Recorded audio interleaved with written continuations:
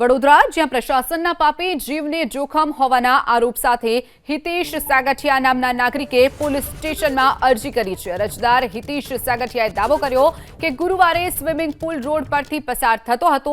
આ દરમિયાન ગટરના તૂટેલા ઢાંકણાના કારણે પટકાતા બચ્યો, જે બાદ જવાબદારો સામે કાર્યવાહીની માંગ સાથે કારેલીબાગ પોલીસ સ્ટેશનમાં તેણે અરજી કરી છે। સાથે જ અરજદારે દાવો કર્યો કે પોલીસ સ્ટેશનમાં અરજી કરતા રાજ કન્સ્ટ્રક્શનના કોન્ટ્રાક્ટરે વોટ્સએપ કોલના માધ્યમથી ધમકી આપી, જેથી રાજ કન્સ્ટ્રક્શન વિરુદ્ધ પણ પોલીસ ફરિયાદ તેમણે કરી છે।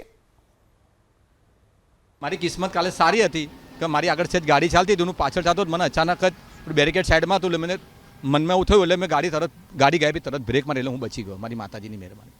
મારું કહેવાનું એમ છે કે આવી બેદરકારી દાખવતા હોય તો આ લોકોને છોડવા ના જોઈએ। બીજી વાત કે આની મેં ફરિયાદ કરી, એટલે તરત જ મને 10-10:15 આજુબાજુ વોટ્સઅપ કોલ આવ્યો મને કે ભાઈ શું તમારી ફરિયાદ હતી? મેં કીધું ફરિયાદ શું હતી? મેં કીધું આ તમે આ ઢાંકણા તૂટી જાઓ છો, બરાબર છે, અને મેં કીધું તમારે એને રિપેર કરવાનું। એટલે મને કહે તો કે ઢાંકણા તો તૂટે કે? મેં કીધું ભાઈ ઢાંકણા તૂટે એવું થોડું ચાલે, મેં કીધું વારંવાર થોડા તૂટે, અને મેં આજે હું પોતે જ બચી ગયો છું, તો રાતના તૂટ્યું હોય તો બરાબર છે, તો મેં કેટલા લોકો રાતે મરી જાય નહીં, તો મેં ઉંમરલાયક હોય, બાળકો હોય, કોઈનો પરિવાર પીખાઈ જાય, તો કે તમે મને ઓળખો છો હું કોણ છું? મેં કીધું ભાઈ તમે મને ધમકી ના આલો, મેં કીધું તમે કોણ છો?